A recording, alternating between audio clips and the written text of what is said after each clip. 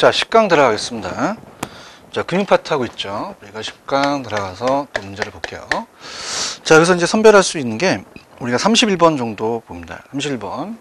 자, 프로젝트 파이낸싱을 우리가 봤어요. 그래서 금융기관이 시행사 프로젝트 금융에 제공하고 대출 원리금 회수를 원활하게 하기 위해서 시행사나 시공사에 요구할 수 있는 사항으로 적합하지 않는 거. 자, 이거는 이제 우리가 어떻습니까? 자체적으로 항상 부동산 개발 사업의 자금 지출을 우선순위를 정할 때는 주로 시행사의 개발입보다는 공사비를 먼저 주도록 돼 있어요. 대출로 이루어진 공사비가 상한이 우선돼야 됩니다.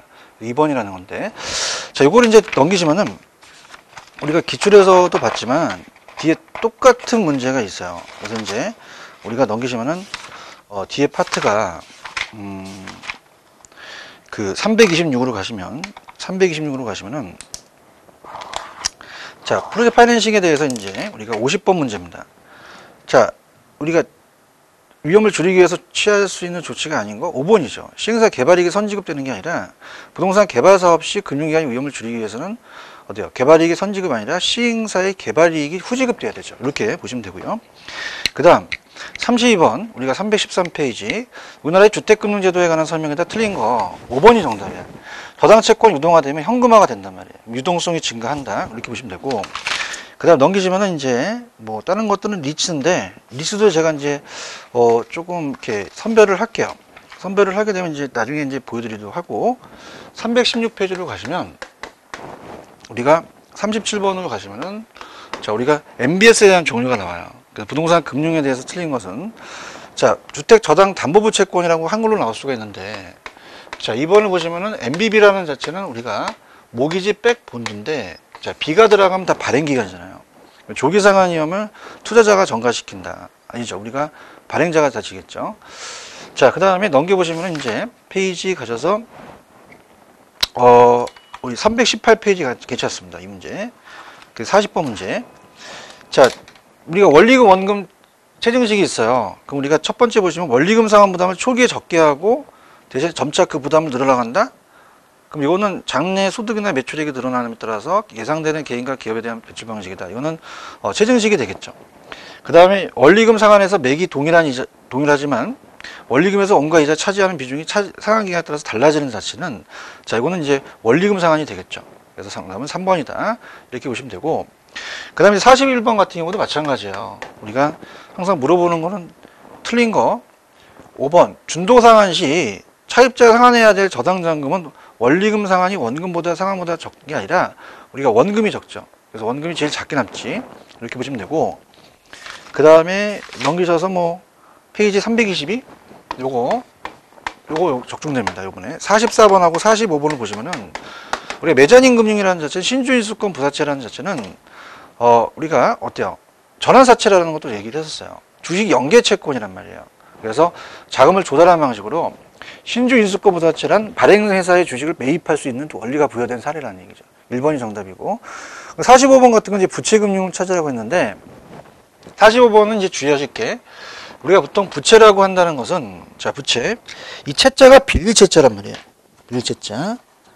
그럼 우리가 빌릴채자를 봤을 때, 자, 우리가 부채라는 자체가 빌릴채자를 봤을 때, 사채나 채권을 본단 말이에요. 채권. 그럼 이 채자를 봤을 때 저당이라든지 담보라든지 뭐 이런 것들이 이제 우리가 봤을 때 어떻습니까? 사채, 채권, 저당, 담보. 그러면 이런 것들 나오면 우리가 부채인데 ABS라는 게 있어요. 이게 ABS는 원래 어셋, 자산 담보부 주권이 맞는데 담보가 들어갔으니까 당연히 부채란 말이에요. 근데 이제 얘가 어떤 학자가 이제 유동화 증권이라고 시험지에 냈기 때문에 이것도 이제 우리가 들어간단 말이에요. 부채로. 그 다음에 이제 주택상환 사채. 그래서 니은하고 디귿이고 다른 게 다 우리가 지분이다. 이렇게 하시면 되고, 46번을 기출문제를 파악한다면 2번이죠. MBB. 그죠? 모기지 백본드 발발. 그럼 이거는 투자자가 최초의 주택저당 채권 집합물에 대한 소유권을 갖는 게 아니라 발행기간이 같지. 그래서 주택저당 채권의 집합은 저당권이고요. 원리금 수취권 원금과 이자를 받을 수 있는 권리인데, 이걸 다 이제 채권의 혜택을 봤을 때 MBB가 이제 우리가 틀리고, 이 투자자가 가는 게 아니라 다 발행기간이다. 이렇게 갔어야 되고, 그 다음에 47번 같은 경우도 참 이제 기출문제를 봤을 때 우리가 기출문제는 예전에 했기 때문에 이제 답만 좀 체크하는데, 47번에 5번을 잘 보세요. 여기서 틀린 걸 찾으라 그랬는데 5번을 가시면 주택금융시장의 금융에 수취한 예금 등을 주택담보대출을 제공해서 주택자금의 공급이라는 것은 앞에 담보대출이라는 게 있어요. 그럼 이건 담보대출이지 공급시장이 아니란 말이에요. 그 다음에 두 번째 보시면은 대출기간에 공급해주는 시장은 자금을 대출시장이 아니라 공급시장이란 말이에요. 그래서 이렇게 해서 5번이 정답이다. 48번은 우리가 주택금융에 관한 설명 틀린 것을 이렇게 돼 있는데 4번을 가시면 주택담보대출이라는 것은 담보대출을 일으키는 거. 특히 이제 여기서 저당대출을 원하는 수요자가 있어요. 저당대출을 원하는 수요자는 차입자를 얘기를 하거든요. 그럼 차입자가 있으면 1차고 투자자가 있으면 2차란 말이에요. 그럼 48번 정답은 4번이 정답이죠. 이렇게. 그 다음에 49번은 일정한 게 되게 쉽게 나왔어요. 이거. 일정한 기간 동안 상환액을 특정 비율로 증가할 때 원리금상을 초기에 적게 부담하고 시간에 따라 많아진다? 당연히 최증식이지. 2번 갈게요. 넘겨보세요.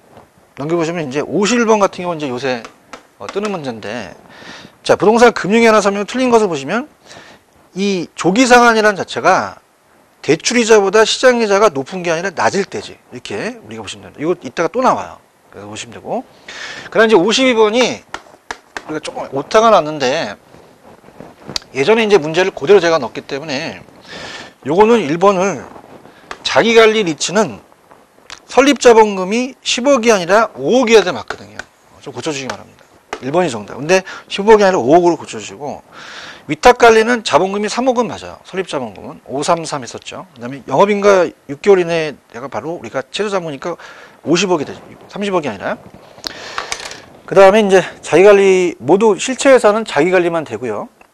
그 다음에 위탁관리는 지점을 설치할 수 있다?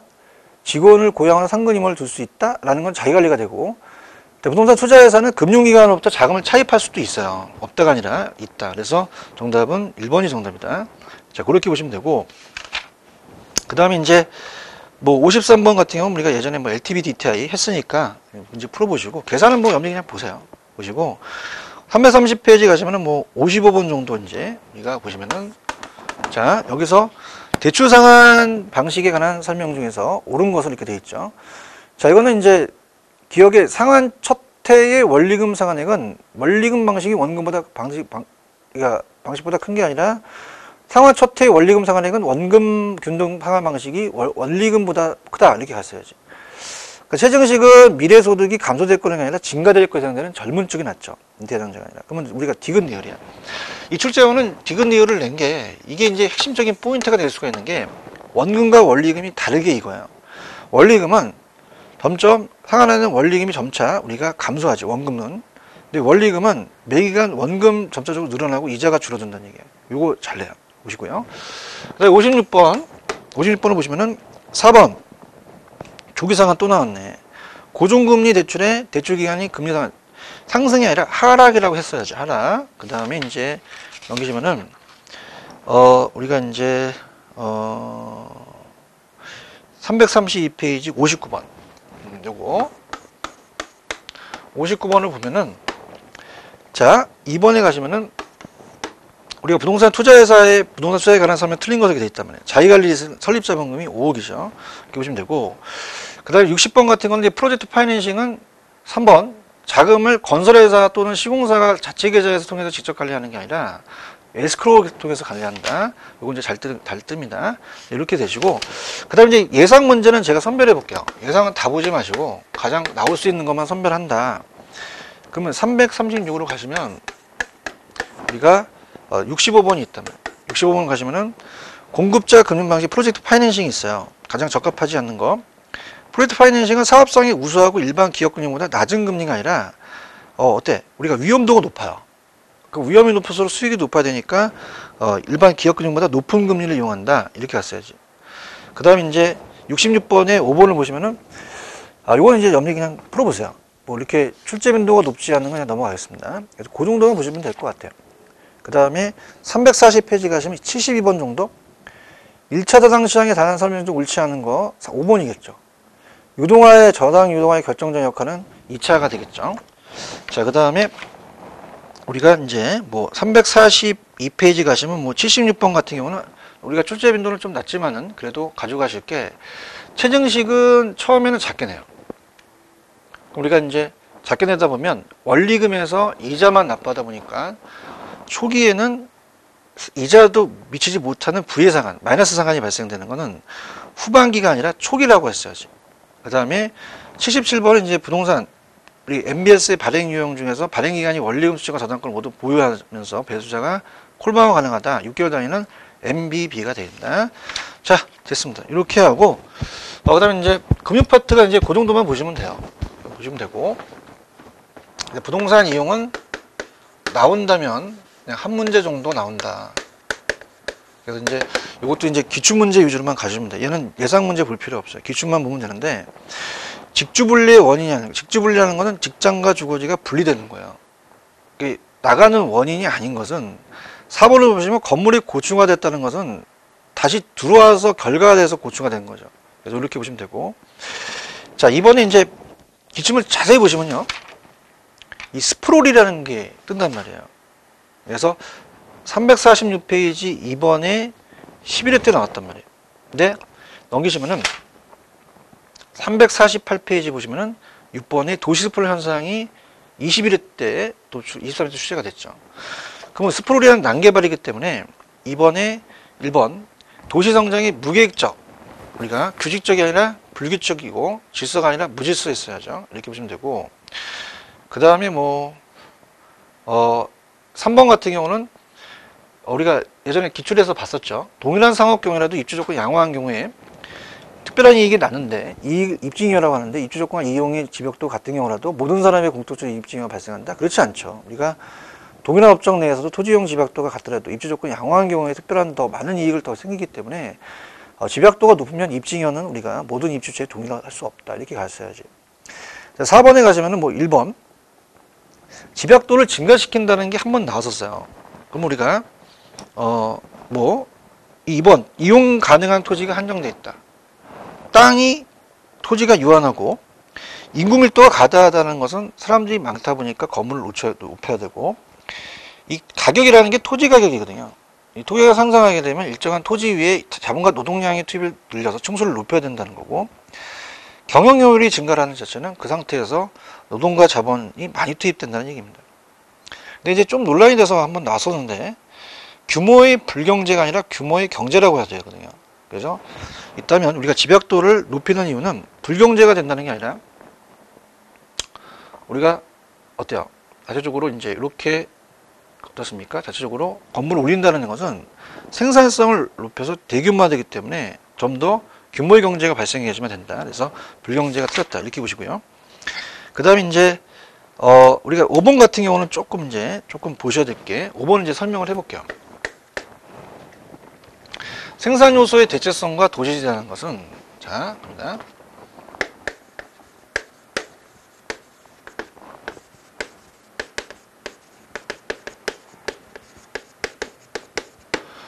자, 우리가 토지가 있고 노동과 자본을 투입해요.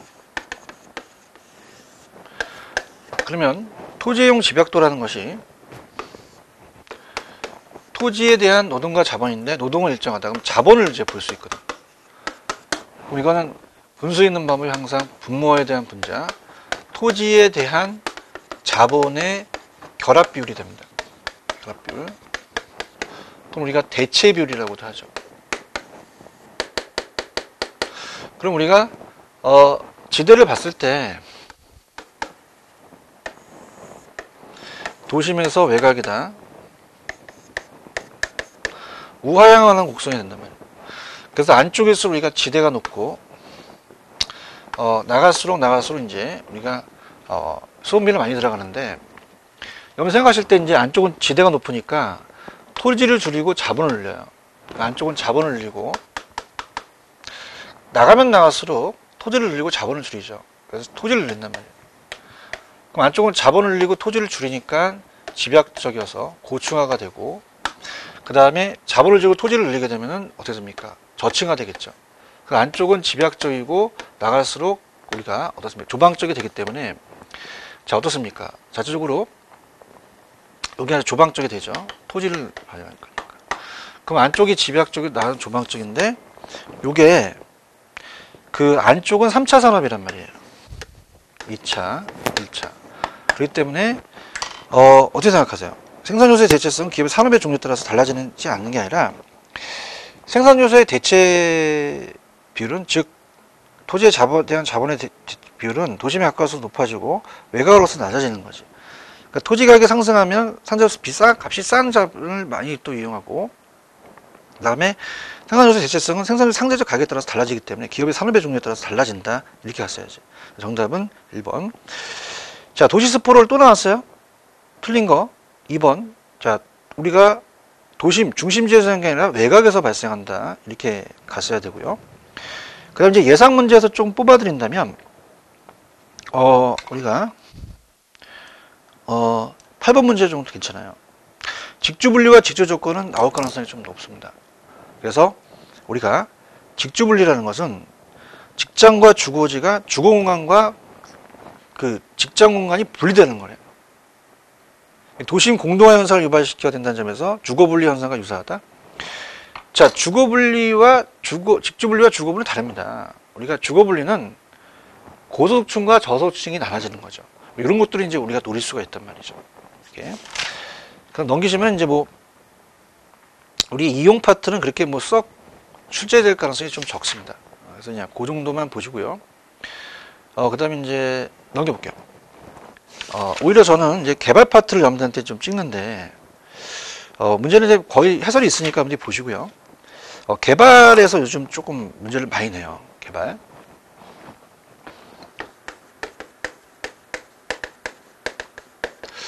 개발 파트 위주로 가자. 개발 파트. 개발 파트 위주로 간다면 어떻습니까? 우리가 한 3문제에서 4문제 정도가 출제가 됩니다. 그래서 이제 우리가 이제 기출이 됐던 것들은 예전에 했으니까 우리가 이제 시험에 나올 수 있는 것만 좀 여러분들한테 선별을 하면은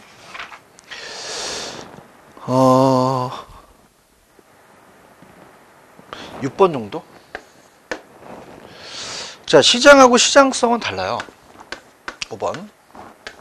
시장은 수요와 공급상을 분석하고, 시장성이라는 것은 거래될 수 있는 능력이죠. 그래서 우리가 시장성이 더 넓은 개념이기 때문에 시장 분석과 시장성 분석이 동일한 개념은 아니라고 봐야 돼.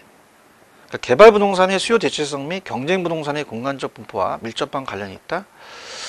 자, 서로 다른 개념으로 시장과 개발 부동산의 수요 대체성 및 그 경쟁 부동산의 공간적 분포와 밀접한 관련이 있기 때문에 다르다고 봐야 됩니다. 이렇게 보시면 되고요. 그 다음에 이제 8번 정도를 이제 우리가 보면은 8번에 3번을 보시면 극히 열악이라는 단어가 있어요. 그래서 극히 열악 나오면 주거 환경 개선 사업입니다. 그죠? 그래서 우리가 이걸 이제 찾으라고 내려가고 이제 시험지에 계속 출제가 되는데,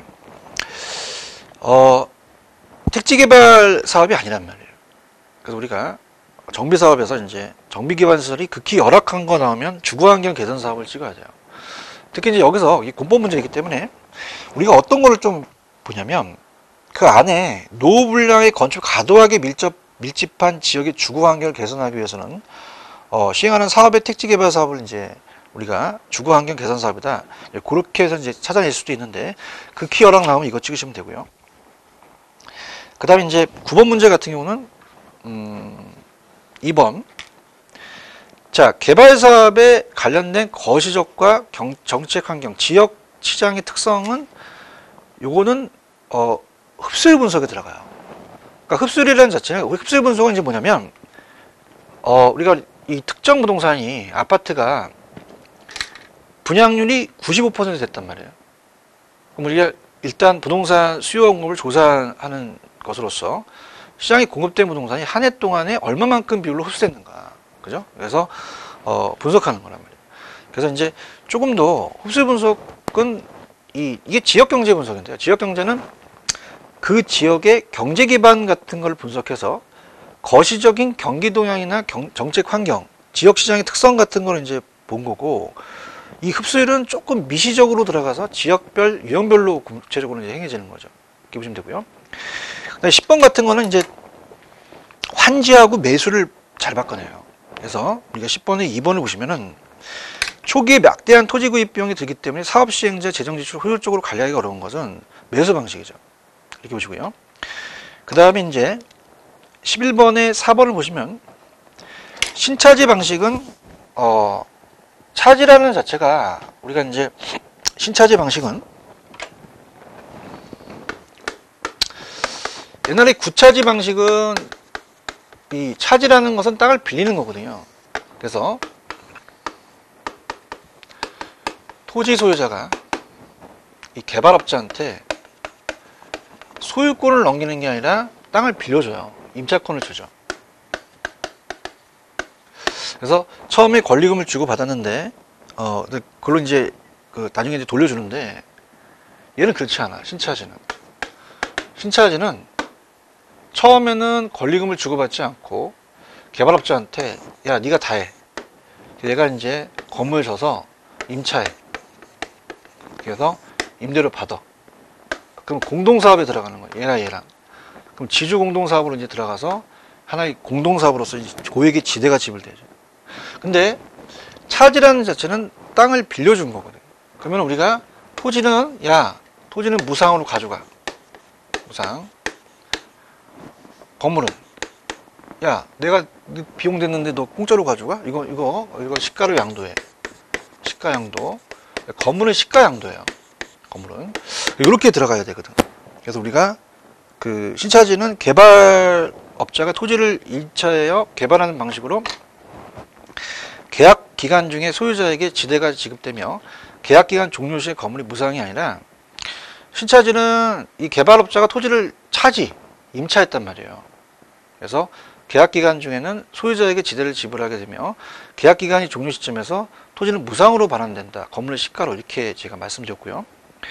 그 다음에 이제 12번은 우리가 이 시험 문제가 여기서 이제 엄연히 전달하고 싶은 거는 뭐냐면 자 얘네들이 내는 게 이거예요. 사업스탑 방식은 이 토지 등가 교환하고 사업 부탁을 바꿔낸 거거든요. 자, 이 방식이 틀린데 등가라는 것은 같은 가격으로 교환한단 말이에요. 자, 그래서 우리가 만약에 토지 소유자가 있고 토소라고 그냥 할게. 얘가 개발업자야. 자금을 댔어요. 그럼 얘가 40억 됐고 얘가 60억 됐어. 그러면 40% 60% 나눠 먹어야지. 그래서 이제 공사비 대물 변쟁이 대표적인데 그럼 얘는 뭐냐? 핵심 포인트가 지분을 공유해요. 그죠? 수수료 문제는 절대 안 생깁니다. 근데 사업 수탁 방식은 사업 수탁이라고도 하고 위탁이라고도 하죠.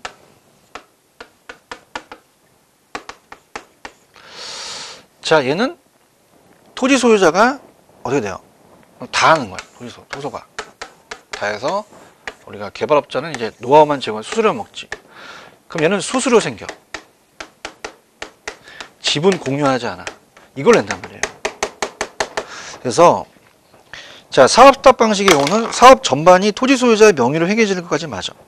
근데 개발 지분을 토지 소유자와 우리가 개발업자가 공유하는 것은 이거는 등가 교환 방식이 들어가거든. 그래서 사업스탁은 사업 전반이 토지 소유자 명의로 행해지며 건물의 개발 계획 단계에서부터 개발 완료까지 관리 운영까지 부동산 활동 전반의 개발자 담당하는 방식으로 토지 소유자 개발 지분을 모두 소유하고 개발 이 수탁자는 토지 소유자의 사업을 완성하고 수수료만 받는다. 자, 이렇게 보시면 돼요.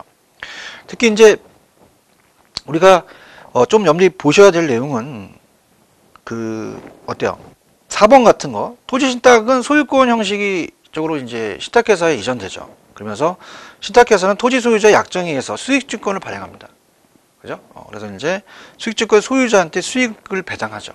우리가 갖고 있는 사람한테 그렇게 해서 이제 된다. 이렇게 보시면 되고요. 자, 그래서 이제 요렇게 해서 한번 정리를 해볼게요. 여기까지 끊고 다음 시간에 이제 우리가 개발 파트가 중요합니다.